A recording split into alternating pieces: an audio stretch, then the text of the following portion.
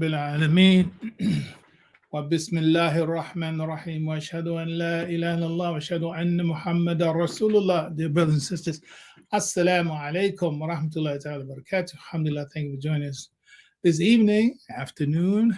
It's late enough to call it evening, but it's still afternoon here in Cali.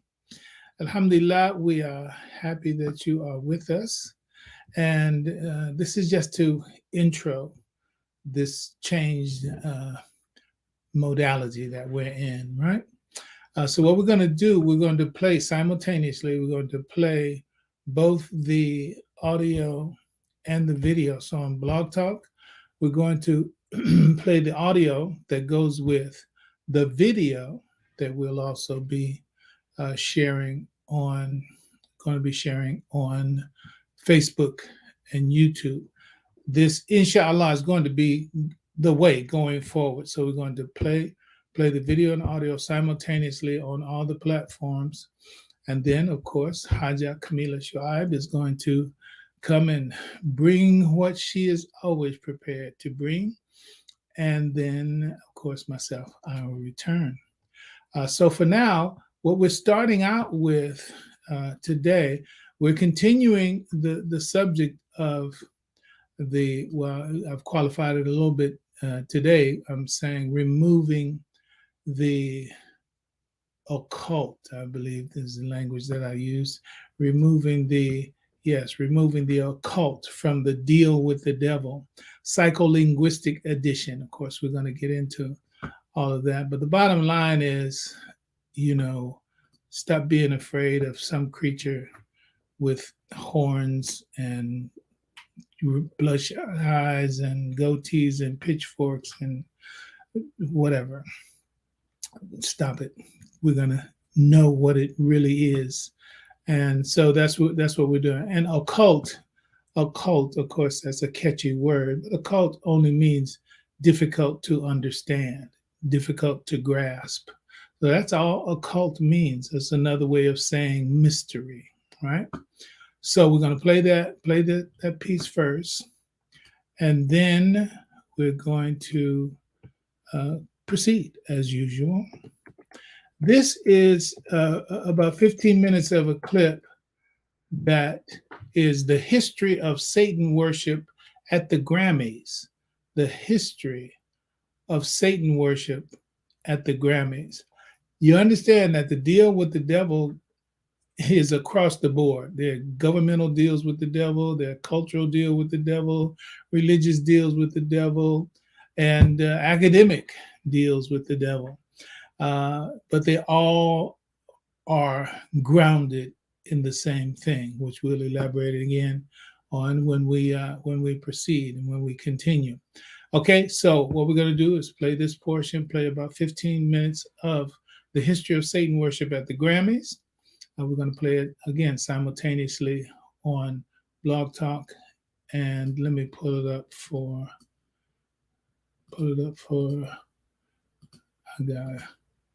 I've got so many things on the screen.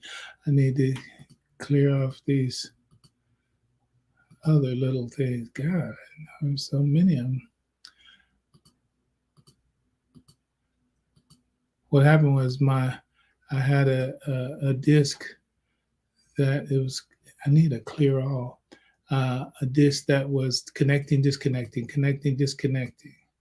and it was doing it so much over the hours that all of these little notifications are blocking my desktop screen. So I clicked up, so I didn't start counting, but it seems to be almost 20 or 30 of them.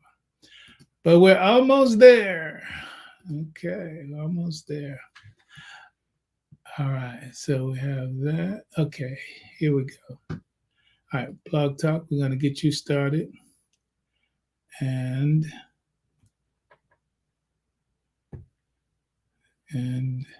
here we go.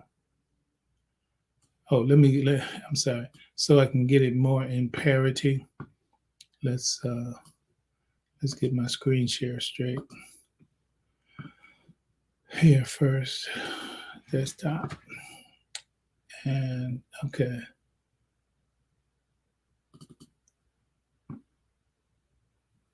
Yeah, there it is. And Blog Talk.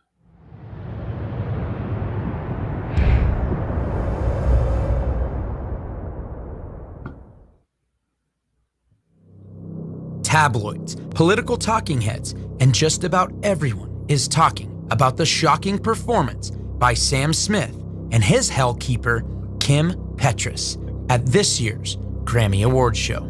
The performance has been called a satanic display by many who watched, and in a now deleted reply on Twitter to Sam Smith's pictures previewing the performance, the official CBS Twitter page said, "We are ready to worship."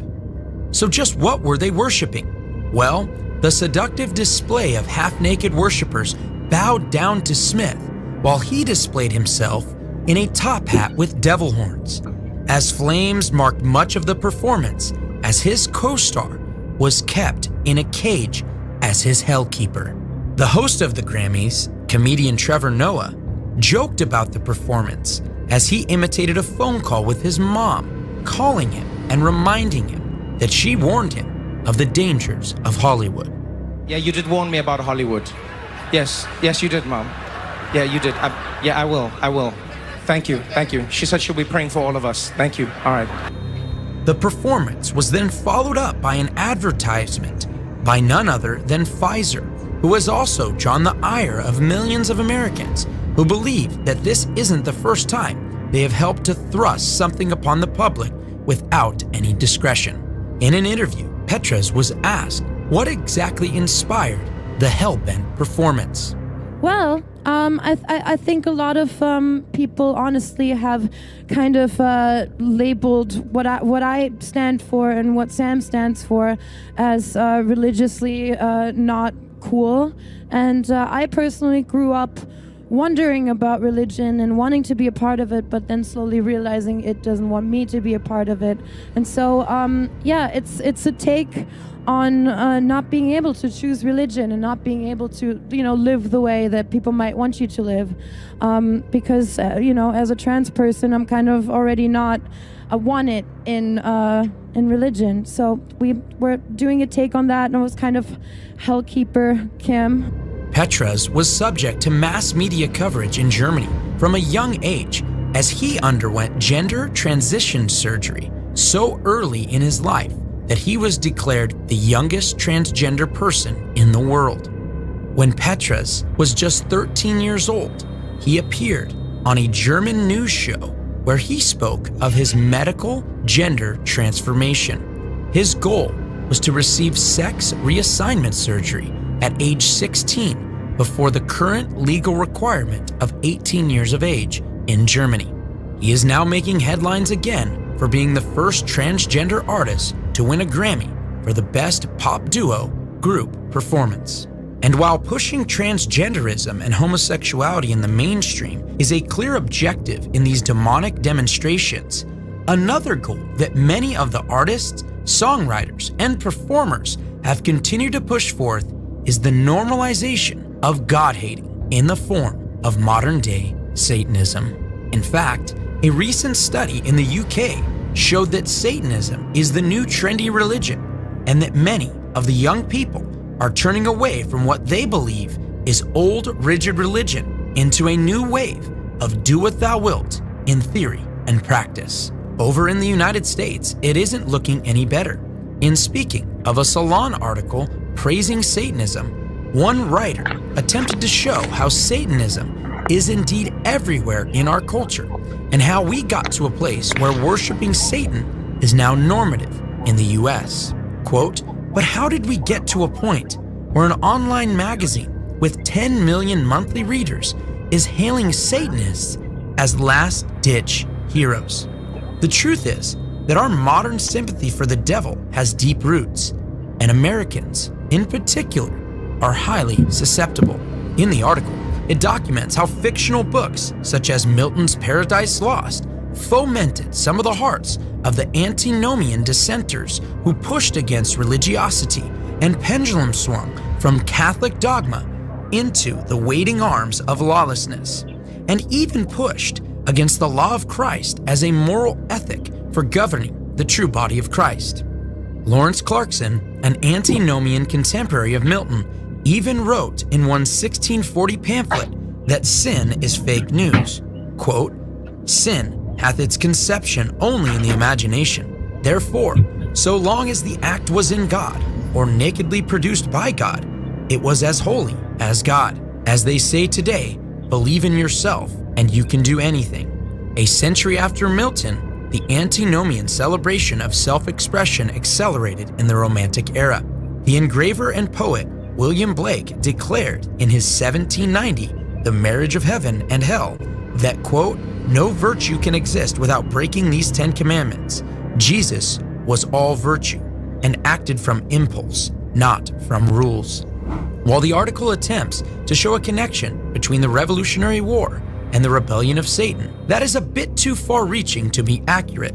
It does give a good understanding of some of the acceptance of rebellion in the culture from the likes of Crowley, Nietzsche, and the Church of Satan founder, Anton Szandor LaVey. As it is stated in the article, quote, "And tracing the history of that rebellion brings us today to the startling conclusion that post-Christian America is an increasingly Satanist regime." But is this rebellion simply a heart for lawlessness? Are those who are captivated by the idea of living without the limitations of a moral law simply worshiping self? Or is there something more sinister going on that they are not even privy to? While many think that following Satanism is actually this very form of rebellion and not the literal demonic worship that it is, many do not realize that the very founders of the religion, both Aleister Crowley and Anton Szandor LaVey, believed in a literal Satan. Crowley, explaining in his autobiography, The Confessions of Aleister Crowley, quote, "I simply went over to Satan's side, and to this hour, I cannot tell why." And also wrote that he, quote, "was not content to just believe in Satan. I wanted to be his chief of staff."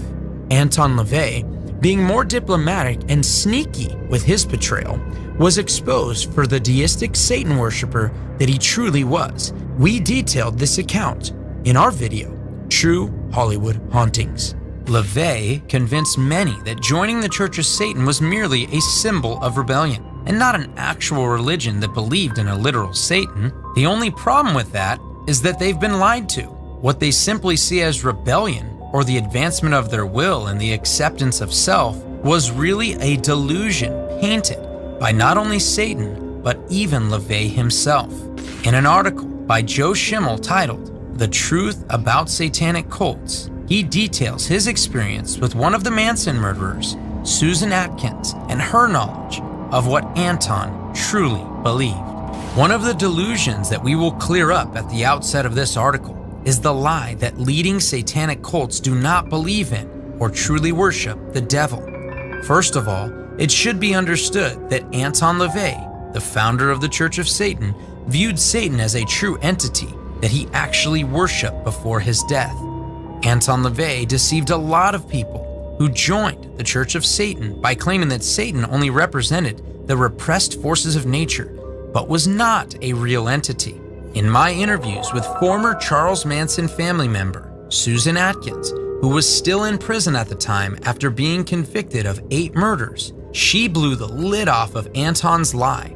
As a former associate of Anton LaVey's, who danced for him and spent personal time with him before joining the Manson family, Atkins was privy to conversations with LaVey before he became popular. Atkins told me repeatedly that while LaVey promotes a watered-down, palatable form of Satanism to the ignorant masses, which he is deceiving, he acknowledged the exact opposite to her and to his inner core of Satanists in the Church of Satan. Susan Atkins shared with me that LaVey had told her emphatically while she was in his home that they truly worship Satan as a real entity and as the one who began the initial rebellion against God. Atkins also stated, quote, "Anton told me that as a Satanist, he does believe in the God of the Bible, but he refused to worship him and made a conscious decision to worship Satan instead." And Anton himself let his hair down regarding his true beliefs as well. LaVey let his guard down when responding to other Satanists that considered him not extreme enough. LaVey, while in a defensive mode, admitted that the image that he presented publicly was deceptive, declaring, quote, "If they're at all intelligent, other true Satanists, they'll realize that there's only so much I can say publicly. I will not advance things in print which make my position untenable. How long would the Church of Satan have lasted if I hadn't appeased an outrage in just the right combination? It required a certain amount of discretion and diplomacy to balance the outrage." While the downplay of Satan continues in our modern culture, the truth remains that he is a murderer from the beginning, and he is the father of lies. Anyone who is following him, in jest or not, given over to his power, knowingly or not. While many people were aghast at the satanic ritual performance at the Grammys, the truth is that these satanic performances have permeated the Grammys for many years. At the 2012 Grammys, Nicki Minaj had a mock exorcism performed on her and later claimed that she did it to prove that the demon that possesses her, which she claims is sexually perverted and calls Roman, is too powerful to be cast out. At the 2014 Grammys, Katy Perry performed Dark Horse with a performance of what appeared to be a witch's Sabbath with Satan and demons glorifying her. At the 2015 Grammys, the music industry went beyond the 666 stage set, Katy Perry's witch's Sabbath, and showing Satan's power through impotent exorcisms, to even more straight-up, in-your-face devil worship. Incredibly, Madonna came out with all kinds of devil-horned demons appearing to worship her as she sang her song, Living for Love. She went so far as to use mock Christian imagery with a choir singing in the background while she sang about being born again and on my knees in the dark, and then like Satan himself about falling from heaven as she's depicted as falling from heaven on the Grammy stage. She, or the demon channeling her, now appears to be living for the love it can get from its worshipful fans. Not to be outdone in devil worship, AC/DC sang their ode to Satan, Highway to Hell. Before millions of people in what is supposed to be family entertainment, they sang I'm on a highway to hell, and about selling their souls to Satan for fame and success when they sang Hey Satan paid my dues, playing in a rockin' band. Of course, the song goes on to state I'm going down, all the way down, I'm on a highway to hell. Katy, who dressed in white when she sang By the Grace of God, caused a bit of cognitive dissonance when she showed her true colors and joined in the devil worship. Perry, along with many others, sported her glow-in-the-dark devil horns and even made the devil horn symbol with both of her hands as she sang along with AC/DC about how she too is on a highway to hell.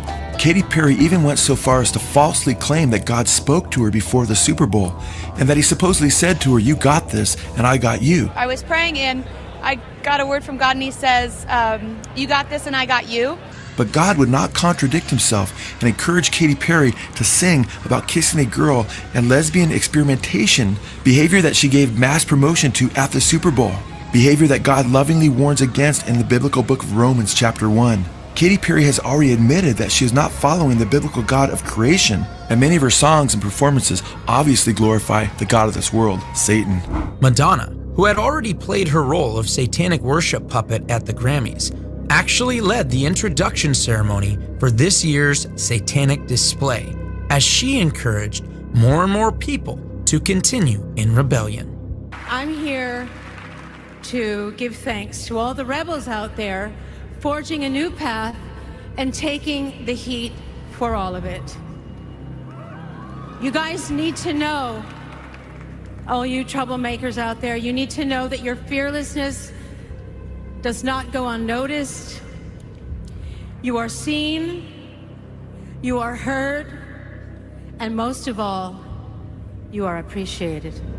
The aging pop star had recently done a photo shoot in which she portrayed herself as Jesus in a display that mocked Jesus' Last Supper, where he instituted the communion service that millions upon millions of Christians have done for over 2,000 years to commemorate the death that he died to pay for the world's sins.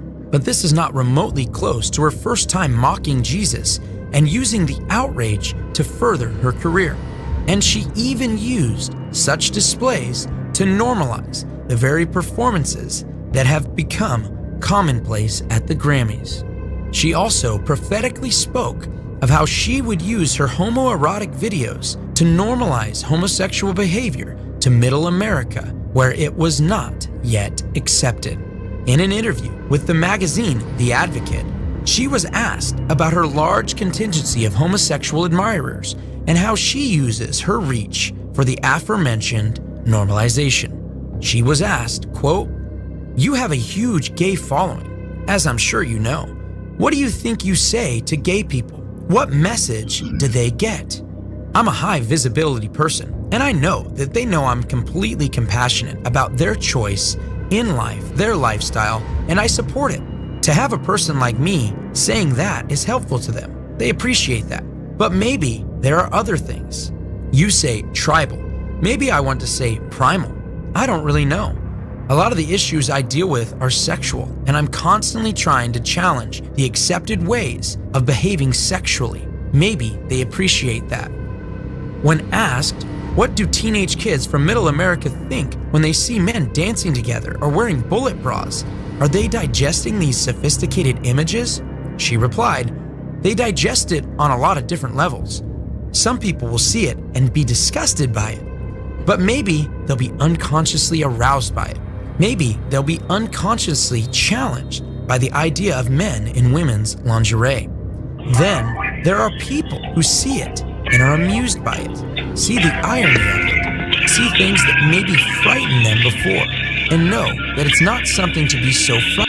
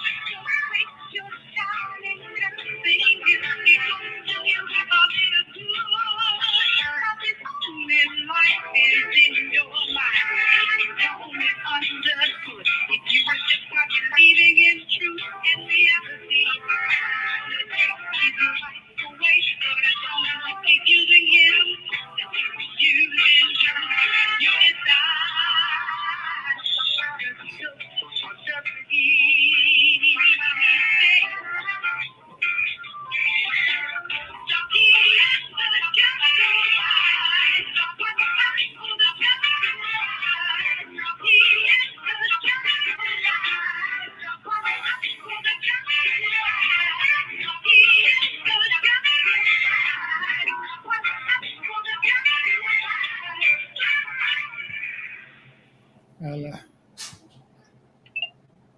Alhamdulillahi Rabbil Alameen. Wa Bismillahir Rahmanir Rahim. I am being heard, correct? Yes, you are being heard. Alhamdulillah. All right, good. I got so many points of connection here. Got to make sure that I hit all the switches. Alhamdulillah. How are you doing today? Alhamdulillah, I'm here again today. Another opportunity to get it right and to strive towards the best self. So, no complaints. I'll take it. So I'm good. Thank So you you. put in some of How that you good, doing, Baba? I'm doing great. You put in some of the good TT Good. time today, too, huh? I did. I did. I did. Yeah, The cruise director had to go to school, so so yeah, I did get my time with Nuri and Houdini. So it was good. We had a good time, and yeah. time went by quickly, but yeah, it was good. I'm grateful. I'm always grateful. I was talking MashaAllah. about that earlier today. That I'm just leaning into being the auntie that's creating more memories. So my entrepreneur Yeah, life is really about freeing up time to create more memories with them. So yeah, that's why I hustle so hard. Like, that's important to me. yeah. Yeah. Yeah, well, they had weather issues in ATL, so inshallah, we won't see them tonight. Okay, Inshallah. okay. Yeah, I just saw a little weather direct advisory, and I know we have a few people on here who are in the Atlanta area. So yeah, it's just the weather has just been doing different things right What now. the weather So been we'll keep doing? them in duas, make sure they're making those good travel duas. Those are the best ones in travel. So I mean, so yeah, that we get home safely, inshallah. good deal. All right, well, I'm gonna give it up and turn you loose. Okay. All right, I'll assalamu take alaikum wa rahmatullahi wa it. barakatuh. عليكم السلام ورحمة الله. أعوذ بالله من الشيطان الرجيم. بسم الله الرحمن الرحيم. أشهد أن لا إله إلا الله وأشهد أن محمد رسول الله. Assalamu alaikum to everyone joining us on Blog Talk, on YouTube, and live Facebook Live. I am Haja Kamila Shuaib, and as always, I am honored to be here and hold space with you all here on Wealth Creation Preservation, a space that my dad has entrusted me with, and being able to come on and share my thoughts, and for me to be a student of myself in the sharing, because one thing that I'm not one of those people. How do I explain this gently? Like, I'm not a person that really like sits and plans out the talk, right? And I used to feel a way about the fact that I'm not this write the outline. Okay, we're going to make this point, then we're going to go to this point and go to this point. Here's why, and the reason why for me is that a lot happens between the time that I write my notes and then the experience of having this conversation with you right now. And so I had some ideas around what it is I want to talk about, but then the day happened and it was like, what fell on my spirit, what fell on my heart was like, we need to talk about this, especially in light of the conversation that we've been having over the past week in regards to Shaitan. And the thing that I'm grateful for, which is also the conversation that I have had with other clients and in other conversation circles, is that not usually, fear shows up in a space where there's a lack of knowledge, right? When you fear a thing that you don't understand. And when you don't understand it, it's like knowing the symptoms to an illness, right? They say the worst illnesses are those illnesses that have no symptoms. Right? So when you want to understand a particular part of yourself, or why you're afraid to achieve or go for something, what's rooted in that is because you don't understand it. Like, I don't know it. So the fact that I don't know how this works or what this is, then it's like, it pulls you back, right? there's that. And so like one thing that I do, if there's something that like that I fear in nature, something that makes me nervous about a choice that I'm seeking to make, I'll start to research it. I'm like, okay, I need my heart to be comforted and calm, because this fear is layered in a space where it doesn't even allow me to surrender to Allah's will, because I feel like it's something that I can control, right? And so it'll bring up anxiety, it'll bring up tension, it'll bring up this fear, as opposed to me really understanding the concrete knowledge of it, and then understanding Allah's will and being like, okay, like I'm surrendering to. There's literally nothing I can do to control this aspect of what's happening, so I have to surrender to it and trust that Allah has my best interests at heart. So when you surrender to knowing that Allah has your best interests at heart, and you understand that Allah wants only good for you and for your life, it makes the surrendering that much easier, right? So on the subject of, so today, the thing that has been coming up so heavily for me in goal, in setting goals, because I'm so very focused on things that I want to do, so very focused about what the growth of my business, the growth of my relationships, being able to afford the life that will allow me to explore this experience. Like this part, there was one part of me early on as an entrepreneur where the idea was to get the things, right? That was like the kindergarten level of entrepreneurship. I want to own my time, and I want to be able to afford the things, right? And the more you start to march to that drum, you'll start to see certain pieces of success and things will take place. But then you also recognize that there's a cap to that, right? There's this it's the stopping point. And so I was like, no, that's not big enough, right? So then I had to further understand, what is it? What is my real why, right? And in exploring, understanding that, exploring this real why, because my new word that I use a lot now, I realized it because I was looking at some recordings of my talk, and I used the term explore.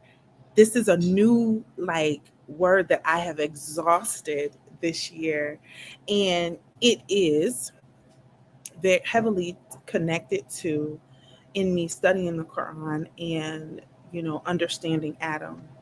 And I was seeking to understand Adam for the why are we here?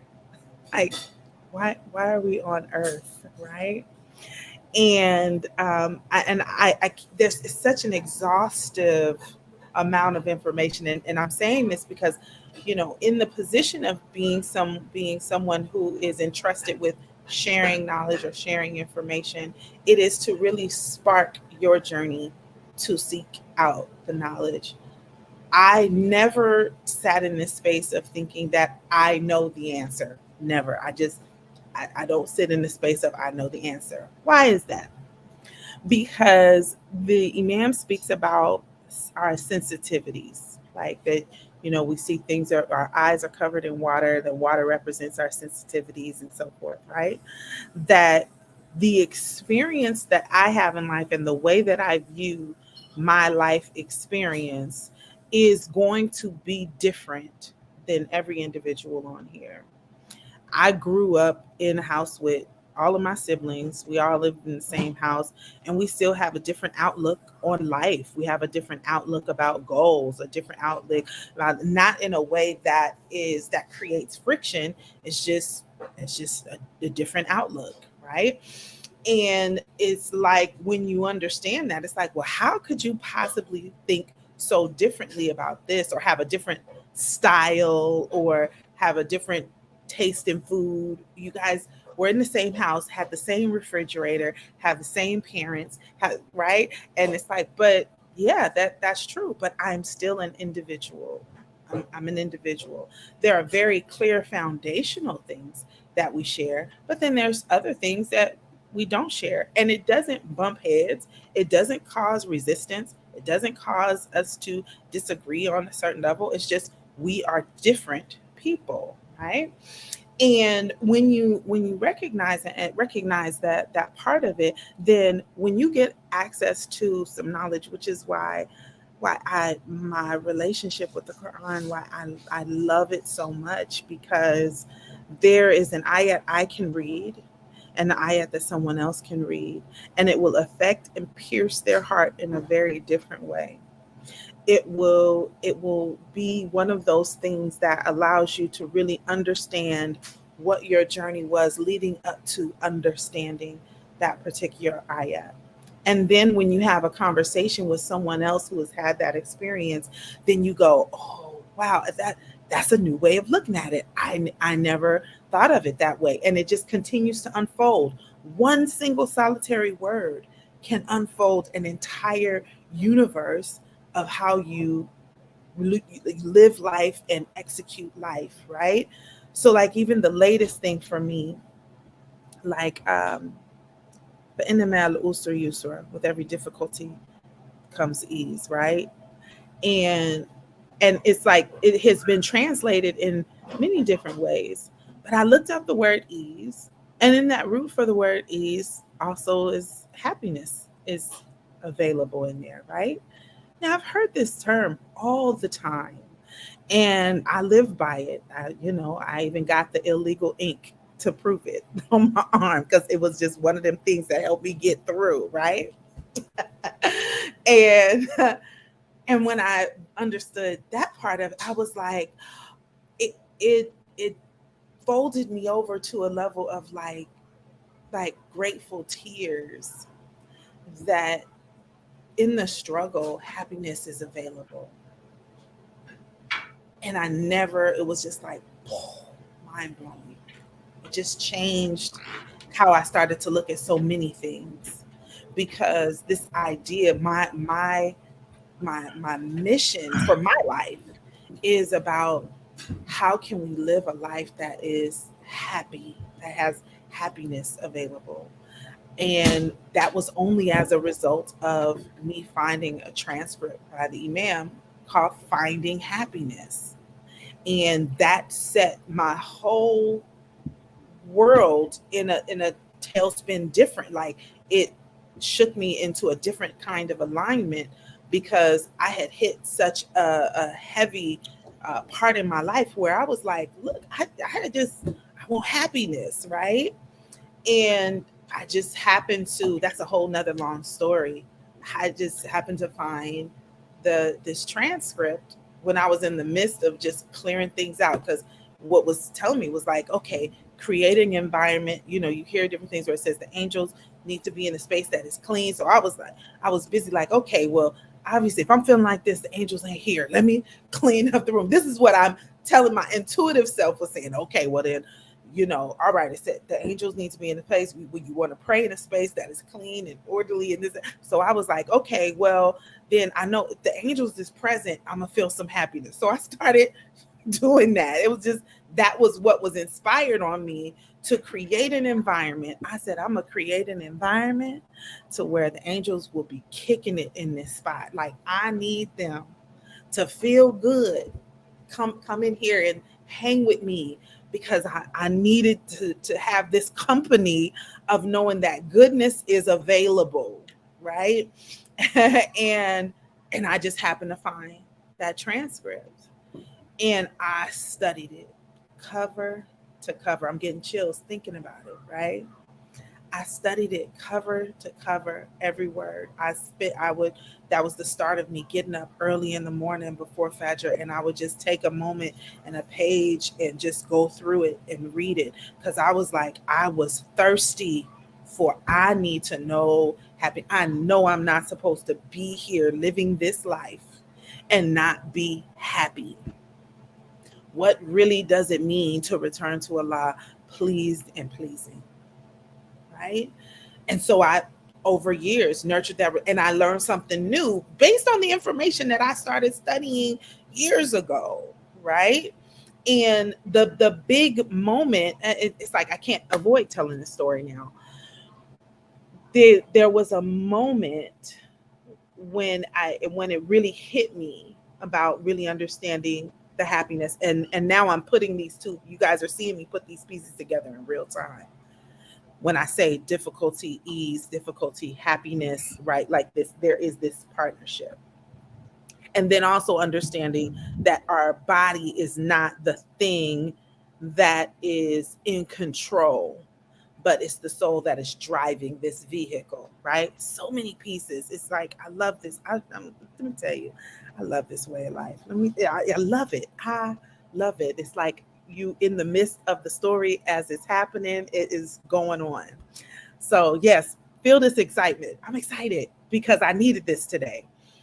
That in this, the moment, my mom, we were at my mother's house for dinner, and I don't know what we were celebrating. I have not a clue what we were celebrating, but we were all over there for dinner. And this was I'm 50 now. This was 10 years ago. And I remember this like it was last month because it was such a significant emotional event for me to where I understood what was happening, right?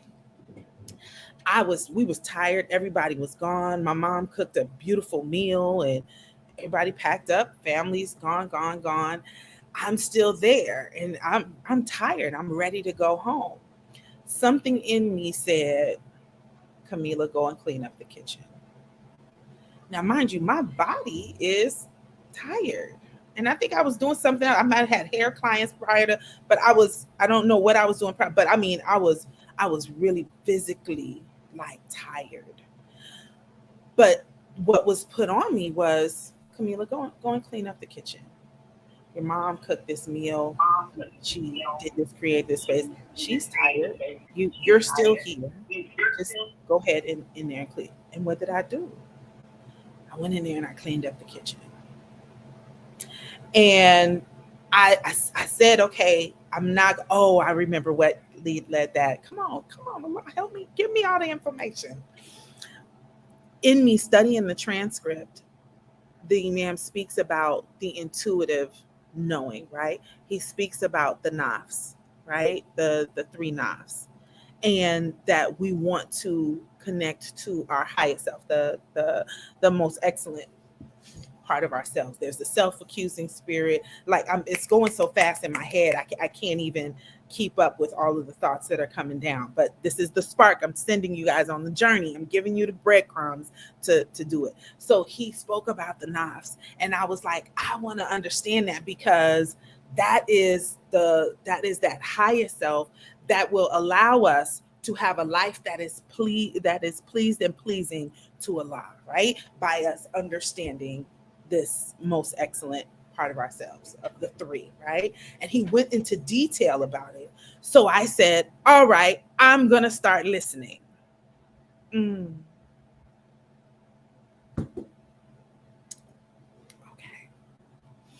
Okay. I said, I'm going to start listening.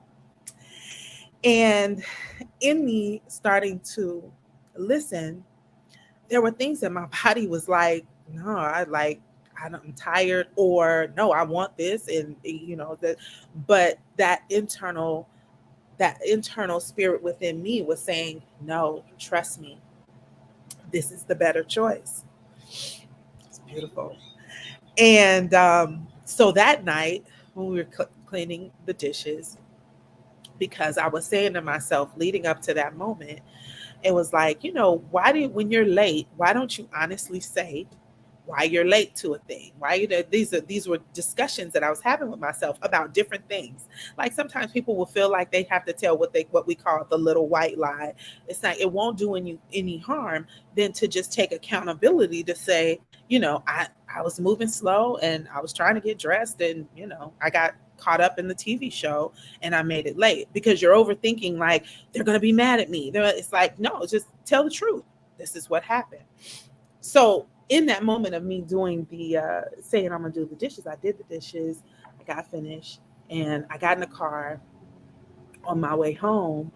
And And in that very moment, it said, it was like, I heard it's like, you get it. Keep doing that. You'll be happy. And I cried so hard on the way home. Like it was one of those, like, I was glad I was in the car by myself, because it was it was heavy, right? And so I said, okay, because I wanted to remember the fact that even with my body, even though my body was tired, there was this energy that came over me that gave me this push of energy that I didn't think existed, because I surrendered to what needed to get done. And so I carried on with that day. And I remember that. And I don't even know if my dad remembers the conversation, because I remember telling him about how it started to scare me. The fact that when I leaned into paying attention to what needs to be done, right? You and all of us have it. This is what I like, what I drill into my clients, what I drill into people who aren't even Muslim. Like, all of us have access to it, but we have been taught to not listen to it, to trust things outside of ourselves to tell us how we're supposed to live and who we should be, and why we let them do it, because we're thinking about their validation and their acceptance and all of those things, as opposed to paying attention and surrendering to what it is that God has for us. And so I remember telling my dad about it, and I was saying, like, this is really it's a little scary. Like, it was scary, and his response to me is that the way you soothe the heart is by giving it more knowledge. Like, to further, you got to dive in. You're like, the reason why this scares you is because you have to get the knowledge. You have to give it light. Like, your heart feels troubled because you have not given your heart enough Quran to clear out the fear, to clear out the things that you don't know and that you don't understand. So I was like, bet, all right, that's what I have to do. Because the thing that we usually fear is, like, when you know a thing, you have to be held accountable for it, right? So sometimes we'll get a little shy to approach the Quran because we're like, oof, well, at least I have the excuse that I don't know. But the fact that you say that shows that you do know, right? So it's like, no, not exactly. So in further diving into, to pull you back to this conversation in regards to the shaitan, right? The conversation I had earlier today was about worthy, right? And shaitan's task is for us to believe we are not worthy of the good, that he's better than us. So I'm gonna make you doubt yourself. I'm gonna make you doubt Allah. I'm gonna make you lose faith. I'm just like, whatever. So the moment you start to think you can't achieve something that is good, and I'm not talking about, the bad stuff, we're gonna make that easy for you. It's like, oh, my happiness, because it's easy. No. فَإِنَّمَا الْأُسْرِ يُسْرًا. Happiness requires some work. It requires some effort. It does. But even in it, the happiness is happening at the same time. Me getting up this morning, getting in the car to go and deal with my niece and nephew and be there with them, and the energy that it takes out of them. Like, yeah, it is difficult. It is. Like, being the auntie and creating the memories, yeah, it's difficult. But it's not difficult in a bad way. It's just like they have a different level of energy, right? And sometimes you might be in there and you might be wanting to watch your little TV show while you playing with them, and it's to the point where you just got to be like, okay, yeah, well, I'm not gonna be able to watch it. I literally have to just sit here and let them do the dance over and over and over again, and that's what it is. But in that the happiness is not fully about me. It is a mutual exchange that is happening with them while I'm there. And it was a moment that my niece was, she was missing mom, missing everybody. And here I am, a new being in the house. And it was just like her crying. And I literally, while I was holding her and I'm smiling, because this is Camila's belief. I don't know what everybody else believe, but I'm telling you, this is what helped me through when she was having her crying fit. I just kept saying, oh, Allah, thank you. And I meant it. I was just like, oh, Allah, thank you. because I know the angels is present right now. This baby is close. This baby is close to the angels right now. So I'm gonna do what I need to do to comfort her. And so I stood up and I held her and I was like, oh, thank you, Allah. This is wonderful. And I was making du'as for myself while she was, because I know she uncomfortable, and I know the angels is there listening. This Camila's mine, and I trust that. I believe it. I believe it fully because she was uncomfortable.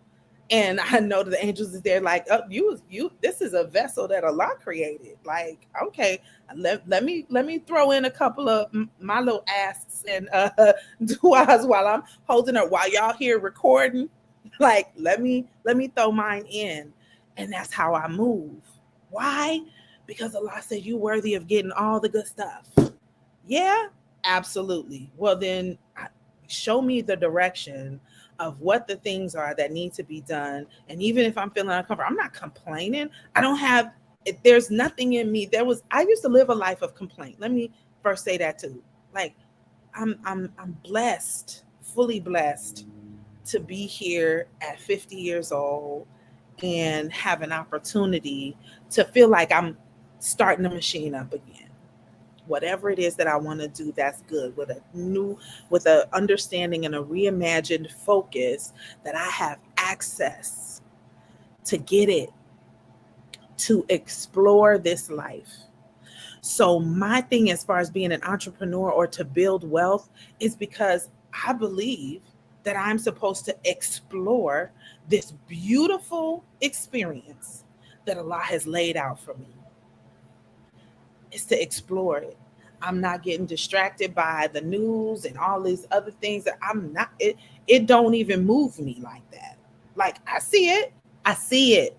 It's terrible. What level of control do I have over it other than the control of myself and choosing to put myself in environments that nurture the best parts of me? Or am I choosing to put myself in a space that will threaten my life? Right? Are there things in the world that anger me? Absolutely. They are.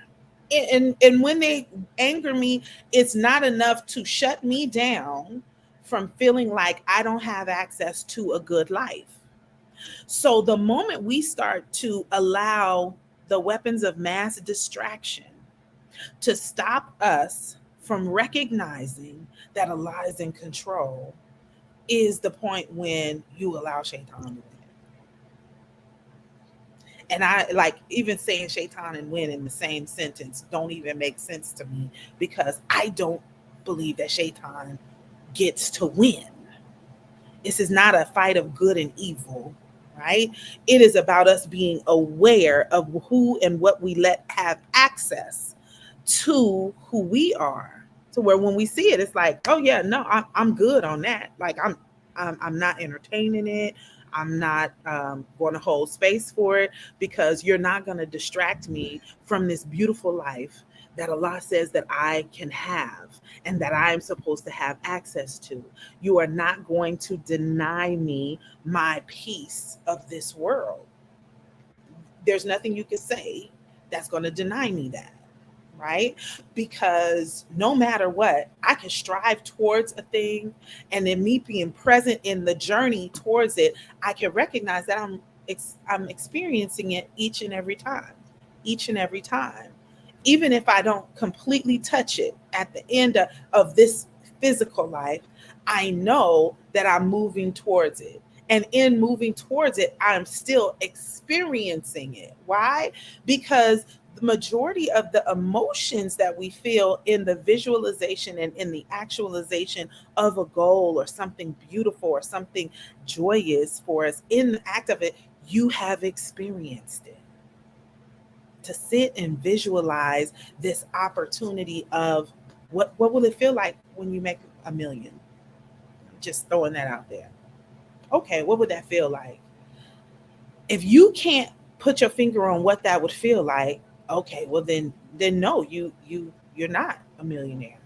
But if you have a clear vision, when I hold on to certain dreams of how I want to gift people or how I want to do things for the community, I will sit with the thought and the ideas of it, and I feel the emotion like in my body in that moment. Like when you saw me, even in this moment of reflecting of one understanding happiness, that was a reminder for me.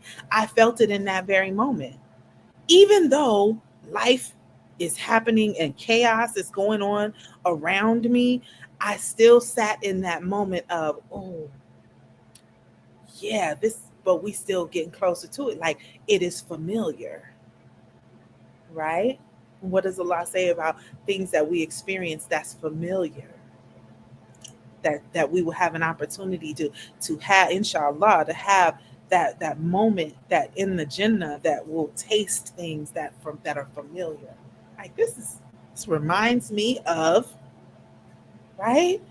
So there's moments that happens for us in our life, but sometimes we're choosing to pay attention to the pain, like the pain, the stuff. We want to sit there because it feeds a certain, it's a drug for some. Like some people, the drug is anger. They're addicted to being angry. They're addicted to complaining. They're addicted to, arguing. Like their life won't be right until they start a fight or have some kind of explosion and for me, I can't even sit in the space of it. I can't do it because you're stealing my joy.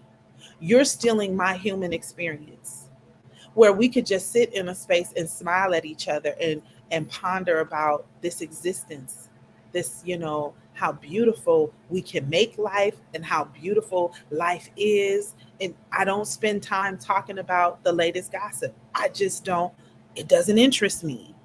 Reality TV stuff don't interest me like that. It just doesn't, because it's stealing my joy. You're comparing yourself to, well, what this person doing, what's that, for what?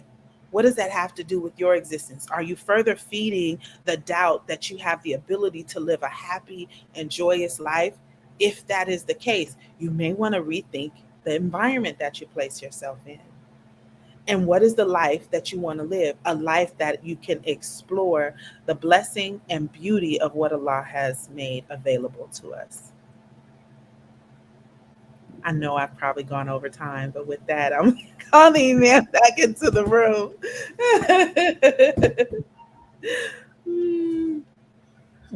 Oh, okay. Yeah. Well, hold on. Well, the spirit got you. So Yeah. Can you hear me? I can hear you great. Alhamdulillah. All right, great. Yeah, alhamdulillah. So it was deep and personal, and things go to where they come from, right? So if you're speaking from your soul, it reaches the soul of people. If you're speaking from your heart, it reaches the heart of people. If you're speaking from your mind, it reaches the mind of people. And one of the things, just like you're talking about, managing the moment, I'll call it that, managing the moment. Right. It's like you have to, in order for you to maintain your peace, like you're talking about somebody stealing your joy, stealing your happiness, or what have you. Yeah. Well, there's a way, what's the burglar alarm? You understand what I'm saying? What is that thing? Right. That say, okay, somebody trying to break into my spot. Alarm just went off, And see, and that's what taqwa is. Taqwa is inward guarding consciousness. It's to guard yourself on the inside, right? The secular terminology for it is emotional intelligence. And I mentioned to you a couple of days ago about the chimp paradox. The chimp paradox. Yes, you did. It's something it's something very useful in there as a model for self-management in that way. He has designed. But again, that taqwa is being aware, alert, aware of yourself on the inside. Know who's talking. And whether they're saying something that should be subscribed to. Is it something that's helpful or harmful? This is the machinery of life and the demand of life. People want to I just want to live, okay, well, there's a lot of stuff you got to do to live, I don't know Yes, if it was yes, when I bought my first car or whatever.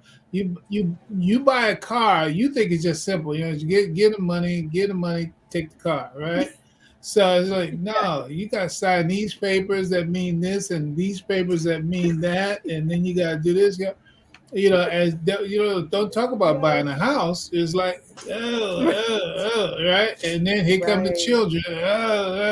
So it's like, yeah, you want to Right. live. There's responsibility that goes with living. You know, you don't just walk up in here and everything Yes. goes the way you want it to go. So, mashallah, Right. alhamdulillah, the journey continues. But I want to refer back to it because I thought you were about to tell, and I don't know if you remember, you were telling me the story of your aha moment was when you had your car. I guess it was an MG. MG, yeah, we had MG, yeah. Which one? But You were telling me, the you told me a aha was story about your aha moment about about how when you really recognized what because we were talking about me turning 42. That's what it was. uh-huh. And you were saying that it was around that same time of your life where there was this big shift of how you understood what your relationship with Allah looked like. And then you brought up something about your MG, and I wish I remembered in detail. It'll probably come back to you later if it comes up for Oh, you. okay, But well, yeah, inshallah, like inshallah. yeah, inshallah. Well, Yeah. it wasn't was it the moment I was talking about that I recognized it was going to be lonely? Yes. Was it? Yes. You sure? Are you Yes, sure? because that's Because when I was because okay, I was saying that this understanding it becomes different because you can't talk to people in the same way that you right, used to. Like you can't be in the exactly, crowds and have because right, it's a different right, dialogue that's going on. And I was saying, yeah, the woman in me was like, well, shoot, what I need community connection, like, and right, so this right, knowing was making me like, I don't know if I want to know anymore yeah, because yeah, it'll yeah. disconnect me in a way, right? Yeah, no, yeah, most definitely. Yeah, so that is and that was that that that was the situation. I mean, I cried Yeah. on the realization that it was like, you know, it's kind of like red pill, blue pill, kind of now in Exactly. retrospect. Ooh, But the yeah. idea is that it's like, okay, I'm about to go through this door, and I know it ain't a lot of people on the other side of this door, and I don't know what I'm going to be like when I go through the door, but I know I can't turn around and I can't stay here. I got to go because once you make a commitment to I'm going for the full ride. I'm not going for half a ride. I'm not, you know, I'm going for the full ride. Then that means you have to make decisions, you have to make choices, and you have to cut certain things and people and XYZ along Right. go. But then you also know that that's not a choice that whatever many people make. So yeah, that's it. So that was the moment, yeah, and it was that time. Yeah, those early '90s were furtive years for your father. But I gotta go. All right, so alhamdulillah, catch you on the flip side. All right, alhamdulillah. Yeah, alhamdulillah. So let's get on with this. So we're gonna pick up. Gonna pick up. Well, another strand of this, as we state in the entitlement of the subject today, for myself, removing the occult from the deal with the devil, psycholinguistic edition. Even like last week, we actually said, you know, the corporation edition. Please understand, brothers and sisters, we are scratching the surface, and what you're getting, mashallah, this is no boast. What we're able to say in the time that we have right here, it's like a flick of dandruff off the scalp of the whole subject. Allahu alam. So we what we'll do continue is okay. We're just going to take as much time. We're going to take the time available to us, and then as much as we get out, we get that out. For those of you who have not been with us, quote unquote, through the series, you might wonder, okay, well, how we get on Satan? What's that? I thought this was about wealth creation. Okay, one of the ways we got there was through I've been doing a series on wealth for Juma at Masjid Warathin, and we're actually on part 11 now, and that's only after proceeding through about 10 verses of the Quran as primary references, and actually the end goal is 286. So it's Surah Al-Baqarah, chapter 2, and we started at 260. Actually 261, and whatever. So we got to 270, and that's been 11 parts. But then also on this series, we were talking about wealth creation and Solomon. The question of Solomon came up, and so in both of these subjects, that is the Jumu'ah subject and the wealth creation and preservation subject, was the issue of Satan, because in the earlier verses of Surah Al-Baqarah is the one where we get, and Satan threatens you with poverty, and Satan threatens you with poverty and bids you to conduct unseemly. So Satan's there on that. When we're talking about Solomon, Suleiman alayhi salatu wasalam, talking about Suleiman and the jinn, and the issue of the jinn, and him using shayateen in the work that he did in building his kingdom. So there's a natural overlap in both subjects. And one of the things that the world doesn't understand, and to the credit, quote unquote, if I can say it that way, of Shaitan don't want you to understand him. Why would he want you to understand him? Why would Satan want you to understand him? There's no benefit for him in you understanding him. He wants you to be confused about him and about everything else. So when I say removing the occult from the subject of Shaitan, let me get it straight again. Removing the occult from the deal with the devil psycholinguistic edition. So we really, our goal is to uncomplicate the matter. So I'm going to do as best I can to avoid anything that complicates the matter, and my motivation is to make things less complicated. Okay, this is just the thumbnail that they used for the YouTube clip, the history of Satan worship at the Grammys, right? So let's switch up here.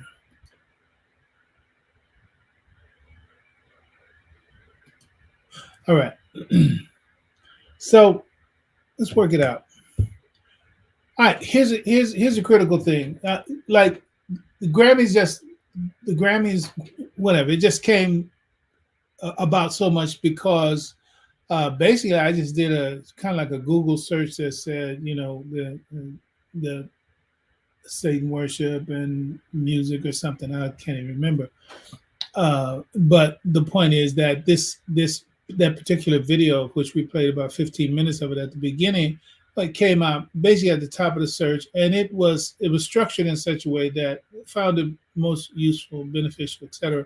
So we went with that, and particularly because this verse, the 17th chapter and the 64th verse of the Quran, an expression of it is where it says, "And incite whoever you can of them with your voice, mobilize against them all of your cavalry or infantry, manipulate them in their wealth and children, and make promises to them. But Satan promises them nothing but deceit."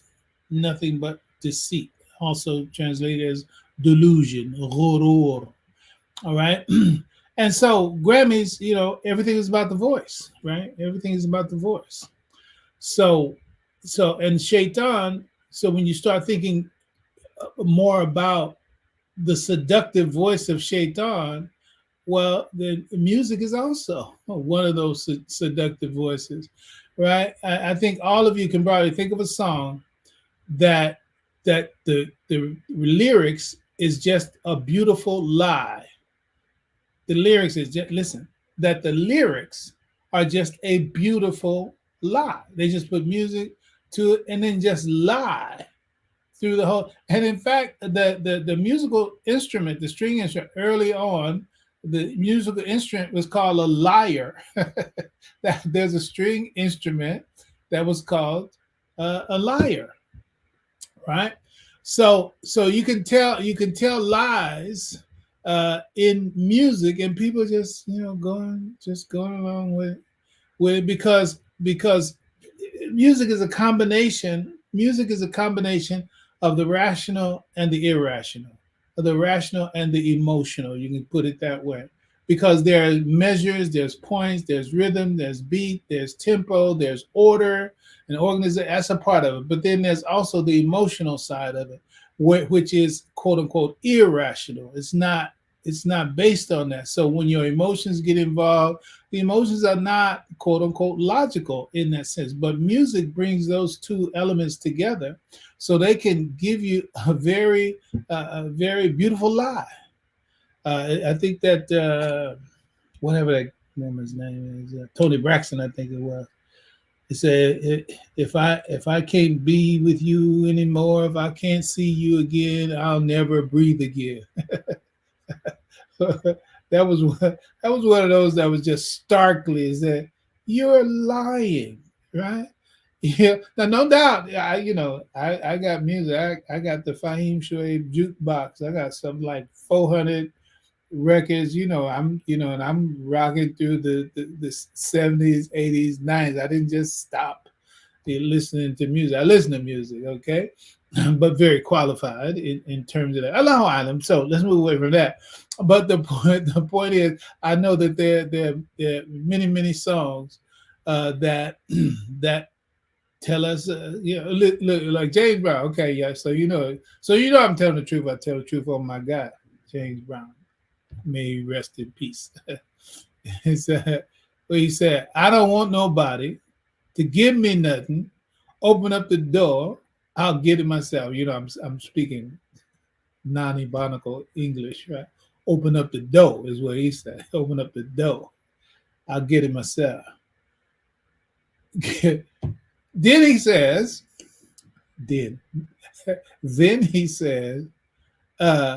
give me schools and give me better. But wait. You just said, I don't want nobody to give me nothing.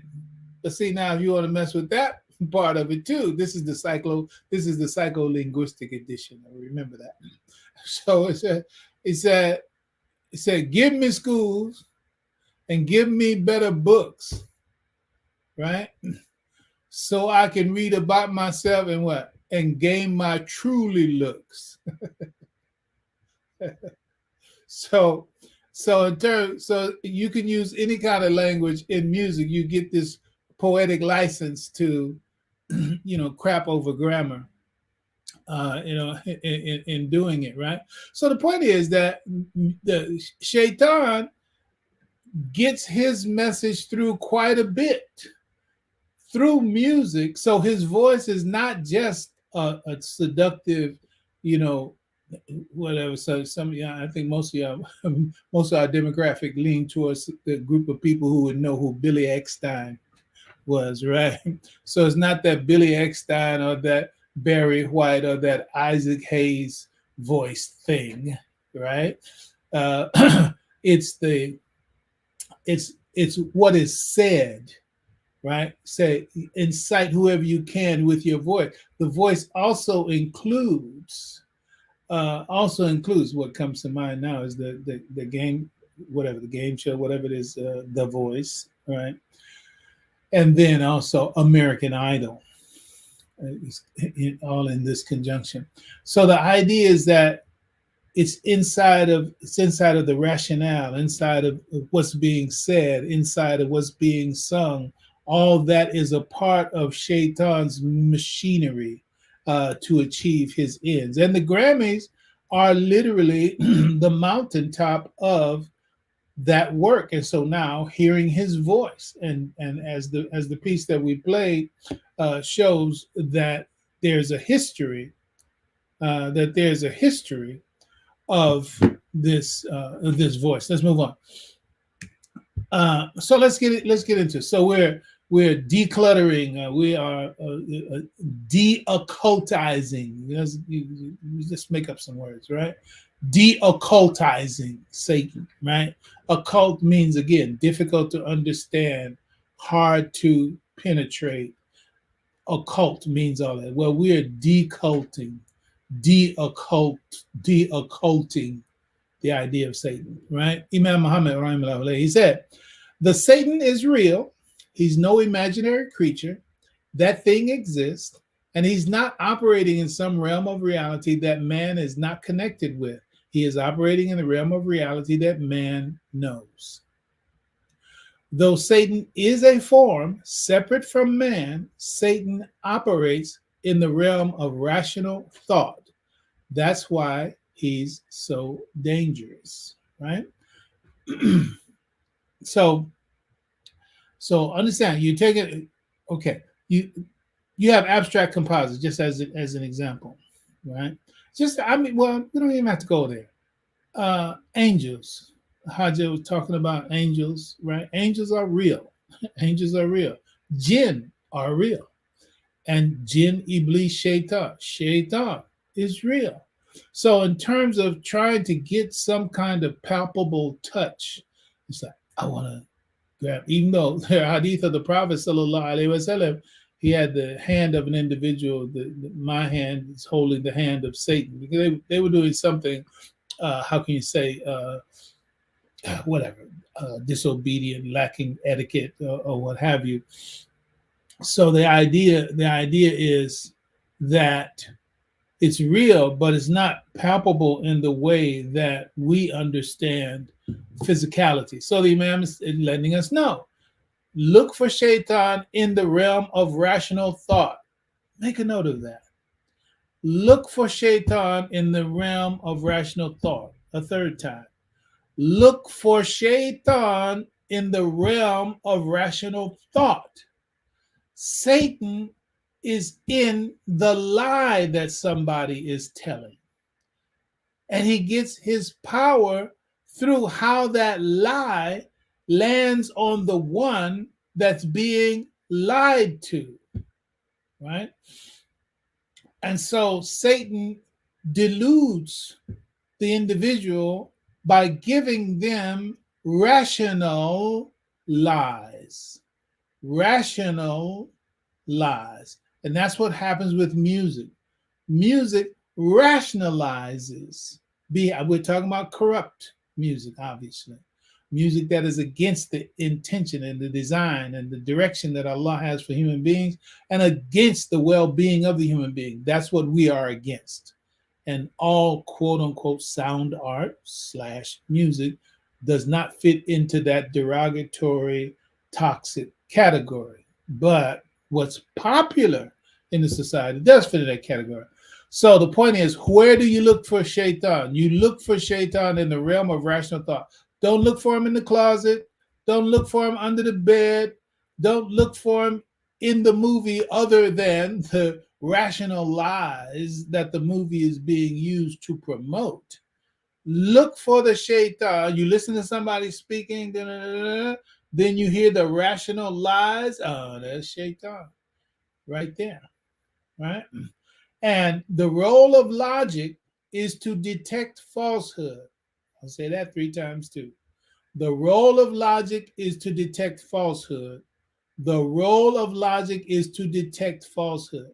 So you have to, if you want to stop shaitan in your life and in the life of society, then you have to be strong in your capacity for the utilization of logic so that you can deal with the rational lies that society is being given. I hope I can just hit this quick, but I'm going to have to submit myself to the fact that you just say as much as you can say, and then the clock ticks down, we're gone. The ruby wasp. I'll talk to you about the ruby wasp and the cockroach. And the ruby wasp stings the cockroach twice, right? The first sting paralyzes the front legs of the wasp, of the cockroach, right? It paralyzes it. Okay, so it does that. And then the second sting is directly into the brain of the cockroach. This is surgically done. right, by the wasp into the cockroach. And these are the natural predator and prey relationship. This is the life of this ruby wasp or jewel wasp and the cockroach.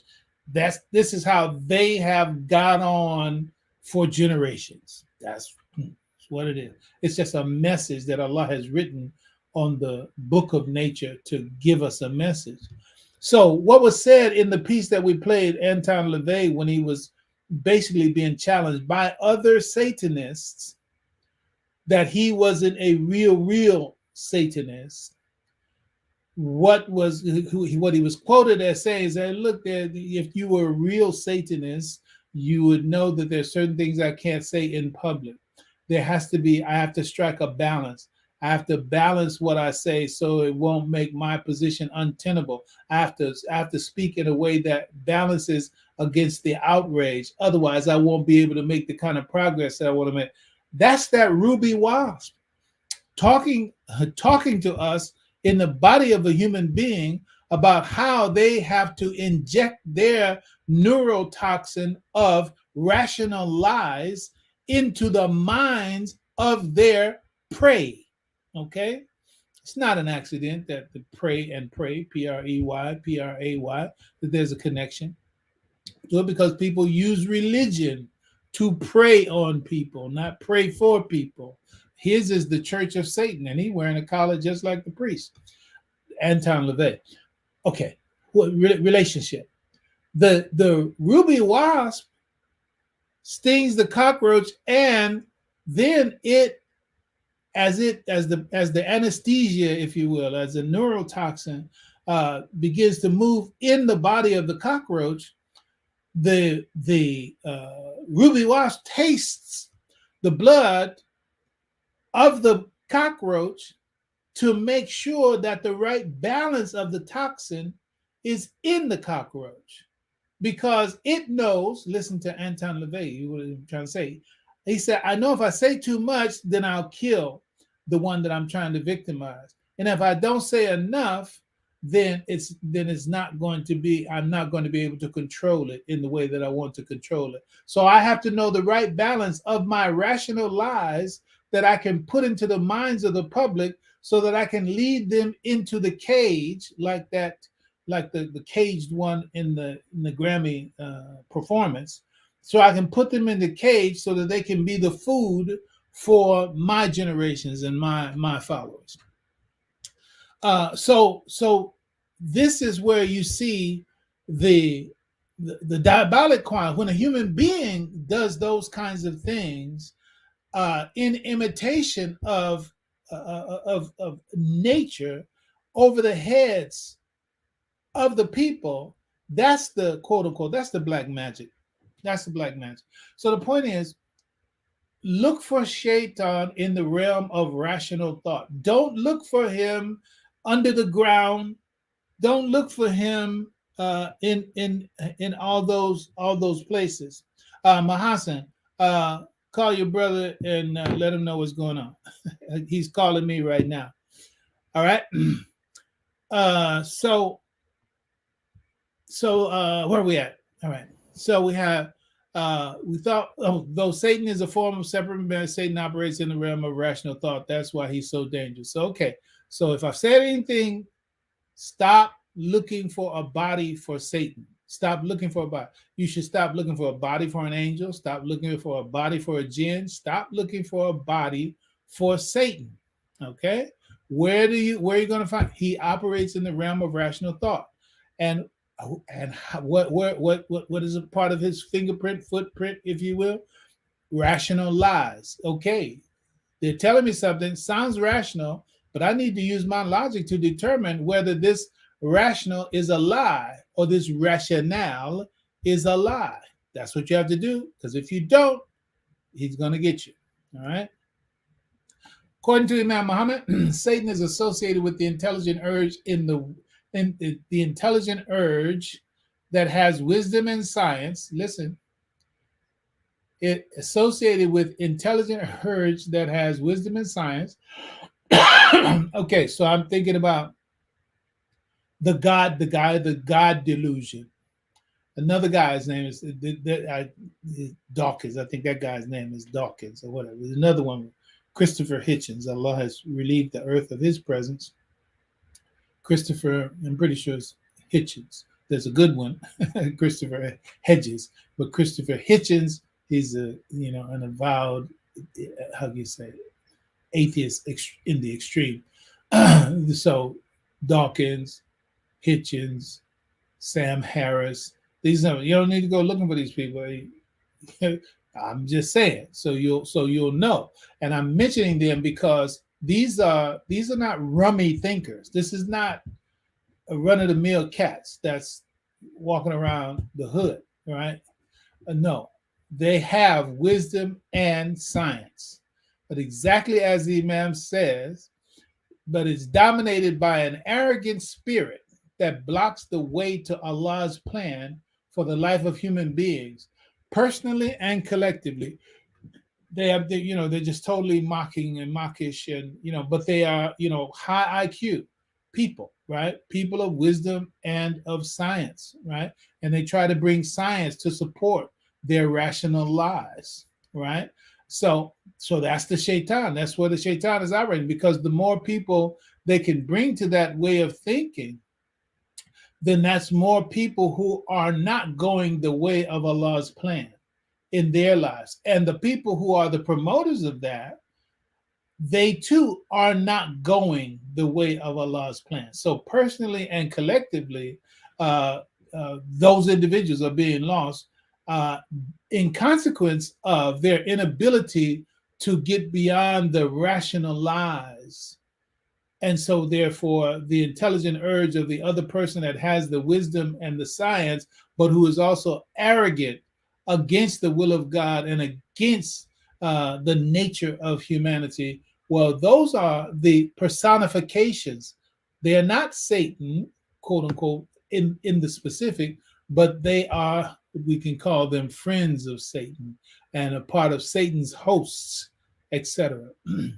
Imam says, Satan is a mindset and a strategy. Very important. It's a mindset and a strategy. I think of another statement Imam made with regard to who Satan is. Satan is the one who feels he has a kingdom to protect in wrongdoing, right? So it's like, okay, the only way that I'm going to keep this kingdom is I got to keep doing this wrong. If I don't keep doing this wrong, then I'm going to lose my kingdom, right? The important thing is that I keep the kingdom, not that I do the right thing, right? And that's Satan, right? And that's a mindset, and that's a strategy. So Satan is a mindset and a strategy again. So it goes back to you're going to find people who are personifications, who are embodiments of, like Abu Jahl, the uncle of Prophet Muhammad sallallahu alaihi wasallam. The Prophet said that Abu Jahl is the pharaoh of his people. He's the pharaoh of his people. So you have the people who have the same mindset, people who have the same strategy, then those are the same people. The Prophet says, sallallahu alaihi wasallam, "Man tashabaha biqaumin fahuwa minhu." Whoever acts like a people is one of them, right? And the Quran says, words of similar import did these people in the Prophet's time say, is as people before. They said the same thing. He says their hearts are alike, right? So there are people who have the same mindset and therefore apply the same strategy.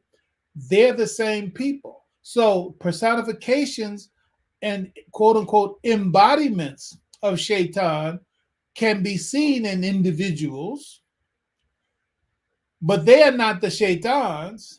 Those people, their mindset and their strategy is the works of shaitan, and it's coming from and operating in the realm of shaitan.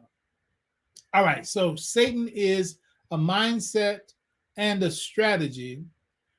Certain individuals come into a thinking that inherits that mindset and uses that strategy against humanity, right? So there's certain people who are predisposed to being a particular kind of way. And when a rationale reaches them that resonates with their mindset and vice versa, then they become the embodiment of it. It's like that movie, The Fallen, with Denzel Washington, right? The way that the shaitan in that movie passed from one person to the other was by touch. So sensitive, and the skin, bashar, the skin is sensitivity. So people who have the same kind of sensitivity resonate with each other, and that's whether they're good or bad, right? So if a person has a negative satanic mindset and strategy, but then they meet up with somebody who has those same kinds of sensitivities, even though they may not have the mindset and the strategy, that one can give them the mindset and the strategy, and then the new one becomes the inheritor of the mindset, which is being used as a strategy against humanity, right? So again, the ruby wasp and the cockroach stays in mind there. Now, here, so 66:6, verse 66:6 of the Quran, right? Do you think that Allah would have a verse 66:6 and it have nothing to do with the ideas about shaitan in this world? No, it absolutely does, right? So it says, "O you who believe, save yourselves and your families from a fire whose fuel is men and stones." Whose fuel is men and stones. Think about that. Just think about that part first. That's the fuel. The fuel is men and stones. So it's like, okay, what's the fuel in your car? It's like, if you had no fuel in your car, then your car won't be able to go anywhere. It's the fuel. See, when we first hear that verse, and we first hear that translation of it, we think about, are they going to be thrown into the fire? No, they're the fuel for the fire. Yeah, they're the fuel for the fire. Save your family from the fire. Okay, well, where's the fire come from? The fire comes from men and stones. So who do you need to save your family from? You need to save your family from the fuel for the fire. Because without the fuel, there is no fire. So if you're going to save yourself from the fire, you got to deal with the fuel, whatever fuels the fire. And what's fueling the fire? Men and stones. And then speaking of this, there's another thing. These imagery, these lion, these stage plays of, Satan and hell and the fire. It's like, you ain't in charge of no fire. There's no Satan that's in charge of fire. There is. Get that. Take that. Hold it. Get it cleared. Get it cemented in your brain. Satan does not control the fires of hell. He does not, right? So there's no place where Satan is in charge and he keeps the fires burning. Let it go. Let it go the way of the tooth fairy and, the Easter bunny and the false images of Christ that we've been given, right? Let it go. Put the devil the devil, the Hollywood devil, put it in the same place, right?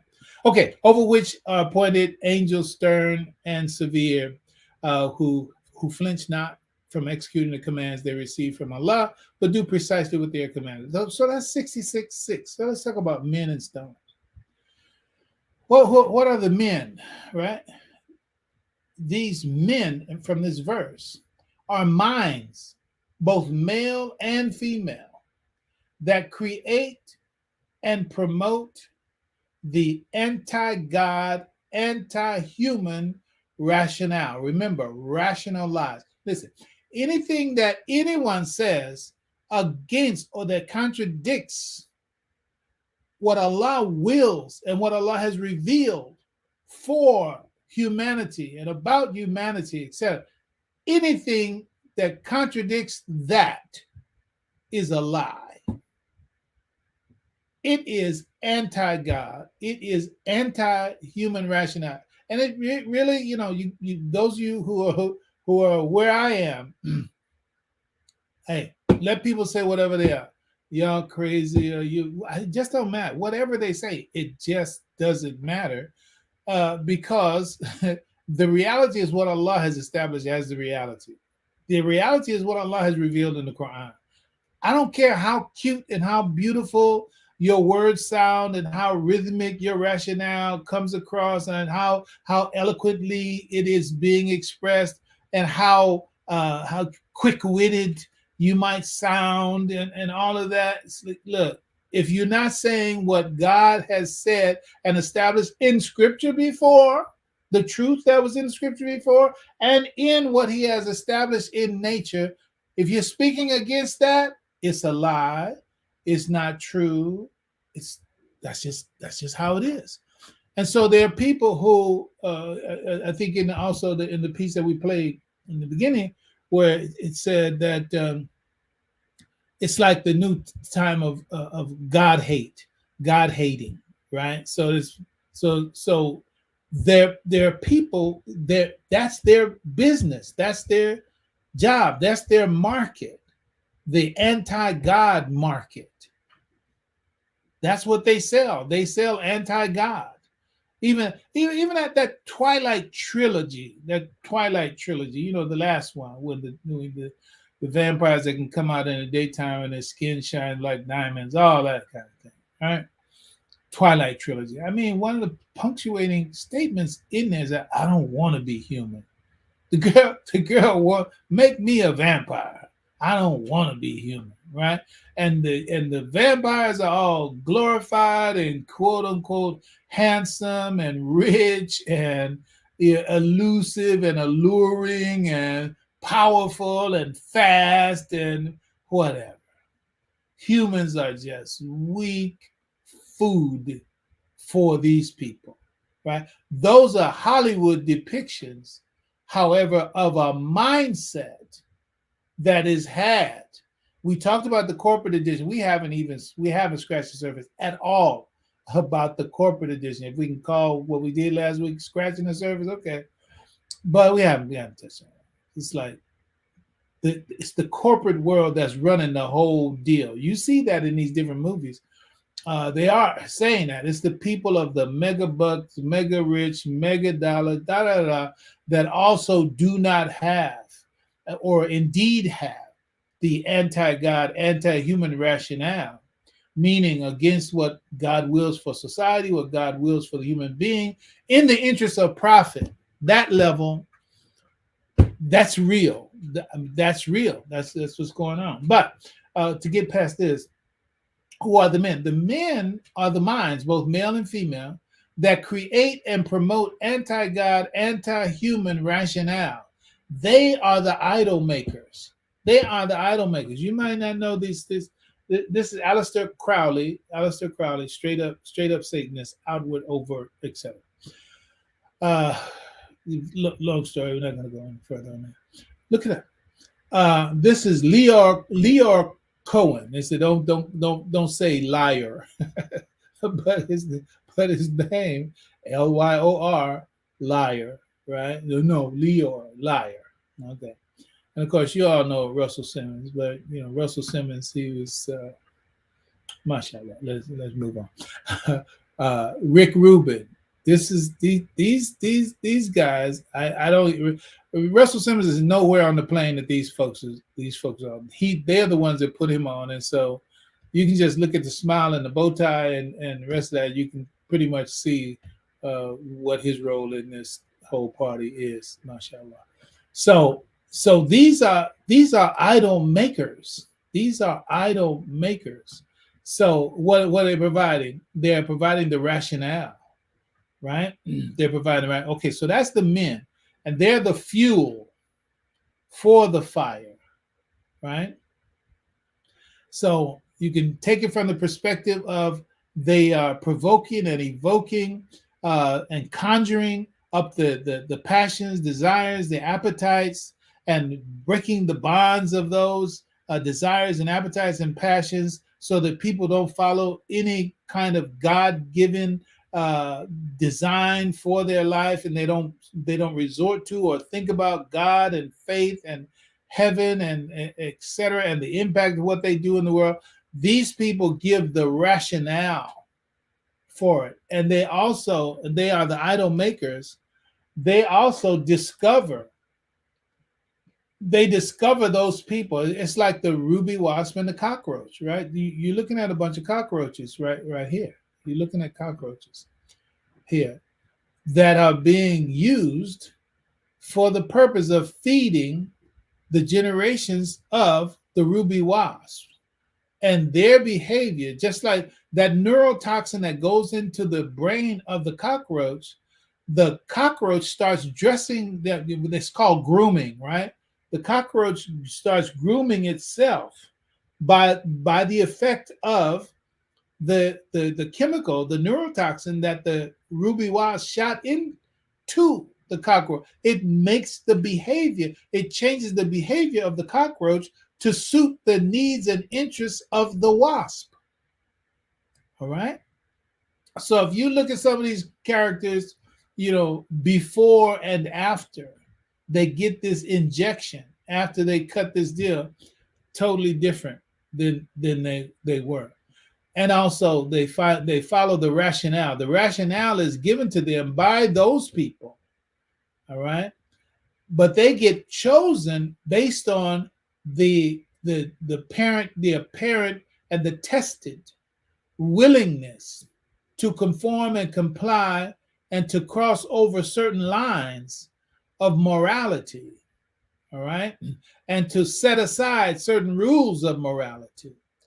And once you demonstrate that you have the willingness to break the moral codes of the society that they are working against, then that's when you get elevated.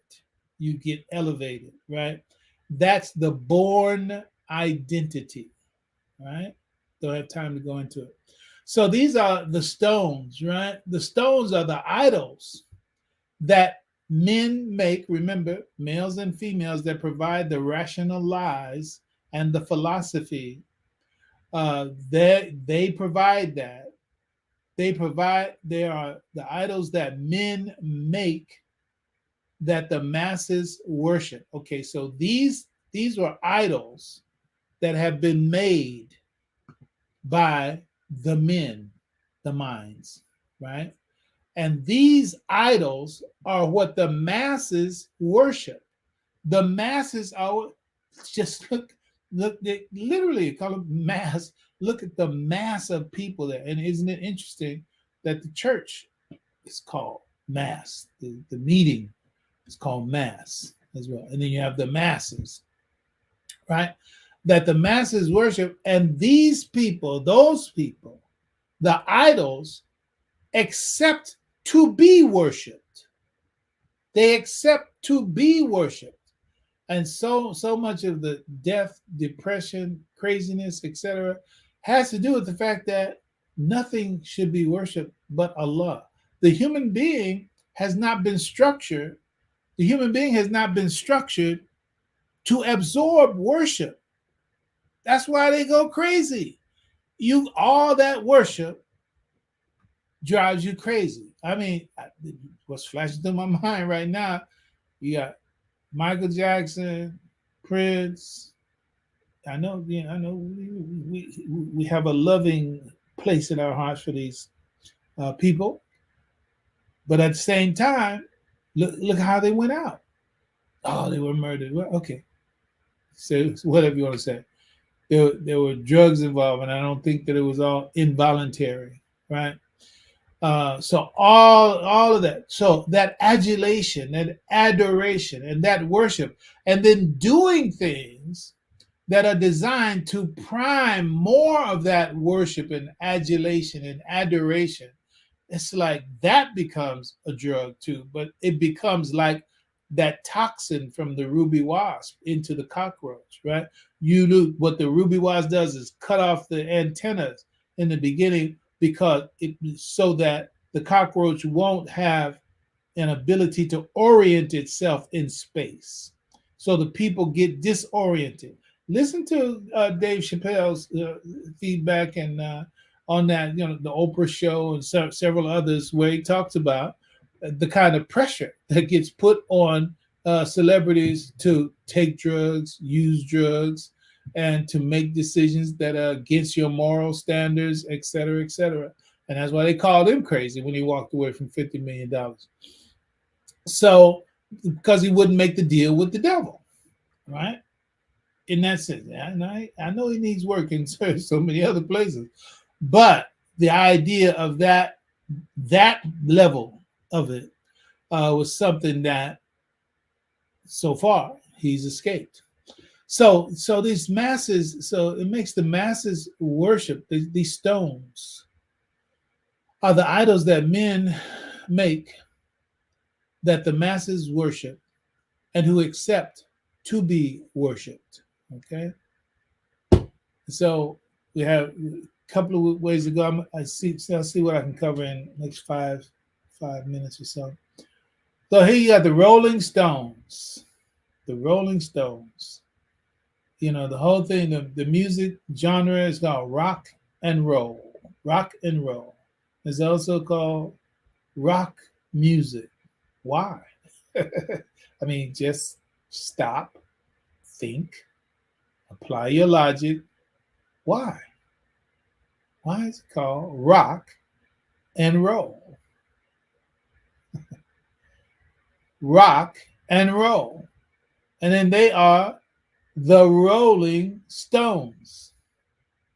The Rolling Stones. And one of their hit songs in 1968 was Sympathy for the Devil. Right around Charlie Manson time. Sympathy for the Devil. This was the Grammys 2022. No, it's February. So this was this year. So this guy, what was Sam Smith? Another Sam, Sam Smith. So, and this is the CBS official page where they say, you can say that again. We are ready to worship. This is the corporation saying that to this guy. We're ready to worship. Ready to worship what? Okay. This guy is a transvestite, whatever. Transitioned from the early age of 16, right? So that's what's on display this year, the Grammys, right? So there's a common mission and a message, right? So we just talked about there are impulses that take over the lives and the minds of the individuals, and the people who create the philosophies that rationalize submission to and the worship of those urges and impulses as God. That is, there are people who create the philosophies that rationalize submission to and the worship of those urges and impulses as gods. So again, men and stones. The men are the ones who fashion the philosophies and the rationalization. That is the voice of Satan. But what is the voice of Satan speaking to and from and for? It is speaking to rationalize submission to and the worship of your own urges and impulses, treating them as gods. And the Quran says, have you not seen the one who takes his desires as his God? Okay? And that's what Shaitan wants. He wants you to worship your own impulses, urges, appetites. So what Allah says in the Quran, it says, whoever is saved from the covetousness of their own soul. What is that covetousness? It's the greedy appetites of your own nafs. if you can be saved from that. But if you don't, with taqwa, right? If you don't, with the help of Allah, if you don't control and manage those urges and appetites and impulse and desires and passions, if you don't manage them, if you don't control them, if you don't, and it's not talking about destroying, because you need them. You need them, but you need them to be domesticated. You need them to act the way you want them to act, right? In your best interest, and in the best interest of the society to which you belong, and in the best interest of that future. But if you don't do that, and if you don't have that in mind, then you will receive and be deceived by philosophies that rationalize submission to and the worship of those urges and impulses who are embodied in these idols.